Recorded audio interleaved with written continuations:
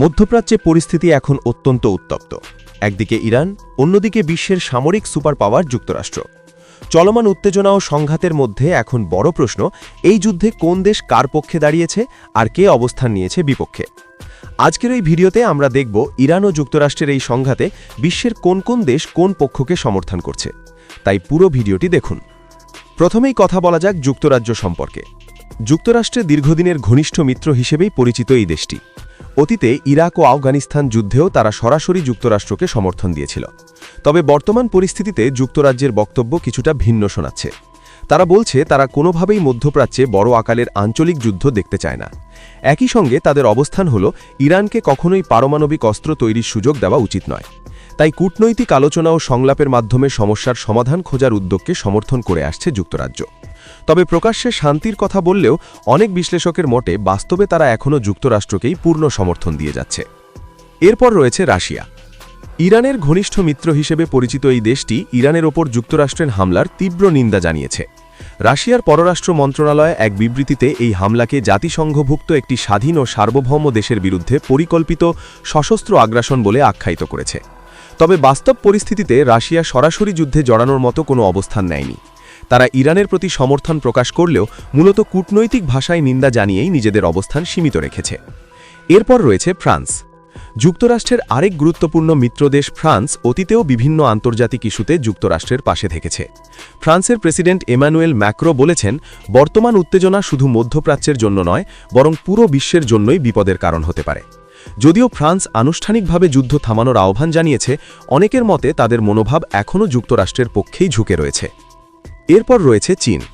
চীনের সঙ্গে ইরানের দীর্ঘদিনের তেল বাণিজ্য ও অর্থনৈতিক সম্পর্ক রয়েছে। সেই কারণে অনেকেই মনে করেন চীন ইরানের প্রতি সহানুভূতিশীল অবস্থানে রয়েছে। তবে বাস্তবে ইরান ও যুক্তরাষ্ট্রের সম্ভাব্য সংঘাতে চীন সরাসরি কোনো পক্ষ নেয়নি। চীনের পররাষ্ট্র মন্ত্রণালয়ের মুখপাত্র জানিয়েছেন, ইরানের সার্বভৌমত্ব, নিরাপত্তা ও ভৌগোলিক অখণ্ডতাকে অবশ্যই সম্মান জানাতে হবে। একই সঙ্গে বেইজিং দ্রুত যুদ্ধ বন্ধ করে পরিস্থিতি শান্ত করার আহ্বান জানিয়েছে। এতে বোঝা যায় চীন মূলত নিজের কৌশলগত স্বার্থ বজায় রেখে সতর্ক অবস্থান নিয়েছে। এরপর রয়েছে উত্তর কোরিয়া।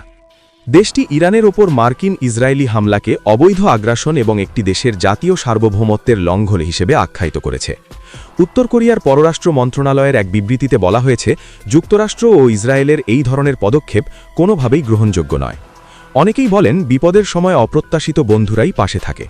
ঠিক তেমনভাবেই বিশ্বজুড়ে বিতর্কিত নেতা হিসেবে পরিচিত উত্তর কোরিয়ার সর্বোচ্চ নেতা কিম জং উন প্রকাশ্যে ইরানের পাশে অবস্থান নিয়েছেন।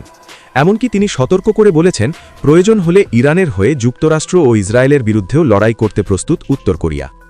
এরপর রয়েছে পাকিস্তান। মুসলিম রাষ্ট্র হওয়ায় পাকিস্তানের সাধারণ জনগণের একটি বড় অংশ ইরানের প্রতি সমর্থন প্রকাশ করেছে। পাকিস্তানের প্রধানমন্ত্রী শাহবাজ শরীফ ইরানের সর্বোচ্চ নেতা আয়াতুল্লাহ আলী খামেনিকে হত্যার ঘটনাকে আন্তর্জাতিক আইনের সুস্পষ্ট লঙ্ঘন হিসেবে উল্লেখ করেছেন। তিনি বলেন, রাষ্ট্রপ্রধান বা সরকার প্রধানকে লক্ষ্যবস্তু করা আন্তর্জাতিক রাজনীতিতে দীর্ঘদিনের একটি অলিখিত নিয়মের বিরুদ্ধে যায়। তবে কৌশলগত ও কূটনৈতিক কিছু কারণে পাকিস্তান সরকার সরাসরি ইরানের পক্ষে অবস্থান নেয়নি, যদিও তাদের মনোসমর্থন ইরানের দিকেই রয়েছে। এরপর রয়েছে ভারত। ভারতের ঘনিষ্ঠ মিত্রদের মধ্যে অন্যতম হল ইসরায়েল। সাম্প্রতিক উত্তেজনার মধ্যেও ভারতের প্রধানমন্ত্রী নরেন্দ্র মোদী ইসরায়েলে গিয়ে বেনিয়ামিন নেতানিয়াহুর সঙ্গে বৈঠক করেছেন। এছাড়া যুক্তরাষ্ট্রের সঙ্গেও ভারতের সম্পর্ক বর্তমানে বেশ শক্তিশালী।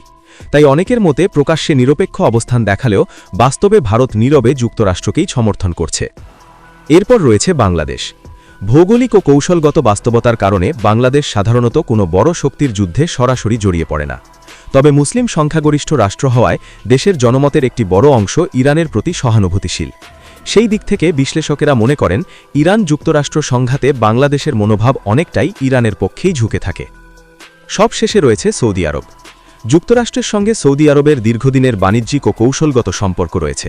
পাশাপাশি সৌদি আরবের মাটিতে যুক্তরাষ্ট্রের সামরিক ঘাঁটিও রয়েছে।